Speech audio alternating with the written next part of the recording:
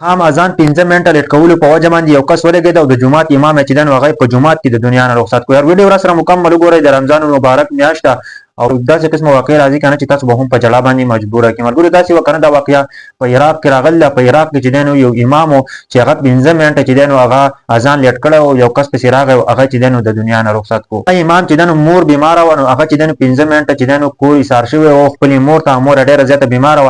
دغه نه پس چې دنو جمعه ته راغی. جمعه ته چې کله راورسېد نو هغه پس یو کس شاته روان دی.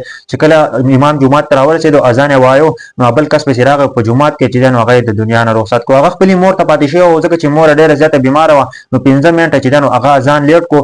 دغه نه پس یو کس راځي هغه کولیان چې دنو په جمعات کې ولې د جمعات امام چې دنو هغه د دنیا نه رخصت. یار ډیر د افسوس مقام د اخرنۍ روزي دي او په دې کې داسې قسمه واقع راځي کنه چې تاسو سوچ هم نشئ کولای. یار ډیر د افسوس مقام د پښتنو زمونږ ټول مسلمانانو ته خواست یار لږ گزاره کوي کنه ځکه کنه که 15 منټه مخکې روزه ماتولیا 15 منټه وروسته او داسې قسمه کار نه پکار چې تر راځي په امام باندې تو مانچک دی هغه چې دنو د دنیا نه رخصت. صرف په دې چې هغه ته ضرورت او هغه 15 منټه چې دنو اذان لیټ کو او تر راځي په هغه باندې تو مانچک دی په هغه باندې ماشين دی په هغه باندې ټوپک دی او هغه چې دنو د دنیا نه رخصت. یا نو ټول مسلمانانو ته خاص چې اخرنۍ روزي دي د الله عبادت په کې ضرور کوي ځکه چې بیا بل رمضان نسبت نه لګي چې موږ به یو کو به نه یو. نو کوشش کوئ په دې رمضان مبارک کې د قران شریف تلاوت کوئ او د صبر او تحمل نه کار اخلئ ځکه چې صبر ته نه کې کنه نو بیا چې دنو حالت ډیر زیات خرابېږي او په دې کې چې دنو د کومه نشایات چې دنو دی په کې ډیر زیات ورانه کوي او دی په کې داسې قسمه حرکتونه کوي. نو کوشش کوئ کنه رمضان مبارک دی د صبر میاشت د قران شریف تلاوت پکې کوئ منځونه به کوئ د الله عبادت ته پکې کوئ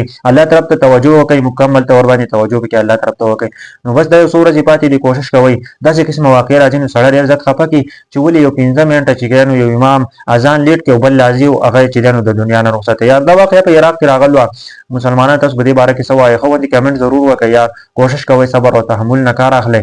رمضان مبارک په دې روزي د یو سورج پاتې دي کوشش کوئ کنه چې جنگ جګړو نه دې قصو نه ځان وساتئ. الله طرف ته مکمل تور باندې توجه وکړئ.